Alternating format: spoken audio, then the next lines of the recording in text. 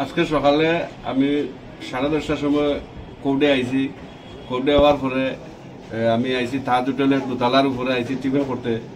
তখন এই দোকানের মালিক আমার তার সিসিটিভির একটা ফুটেজ দেখাইছে, কইছে কালকে রাত্রে একটা সামান্যতম মানসিক ভারসাম্য একজন মহিলা দীর্ঘদিন ধরে এখানে রাত্রে ঘুমায়।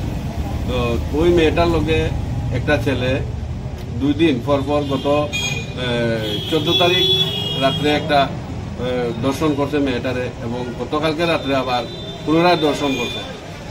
তো আমরা দেখে জিনিসটা খুব খারাপ লাগছে। আমরা এখন পুলিশের কাছে আবেদন করিয়া এই ঘটনার সুষ্ঠু তদন্ত করিয়া ছেলের বিরুদ্ধে আইনজ্ঞ ব্যবস্থা নেওয়ার জন্য আমরা অনুরোধ করতাম। যে ছেলেটা দেখা গেছে সিসি ক্যামেরাতে, তারে কি চিনতে পারছেন? তারে আমরা চিনতে পারছি, কিন্তু নামটা তার ঠিক কইতে পারি না। এমনি তারে চিনছি, মেয়েটারও চিনছি।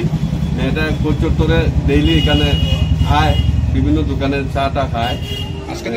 আজকে তাইরে কিছুক্ষণ আগে একবার দেখা গেছে, এখন বর্তমানে তাইরে এখানে দেখতাছি না।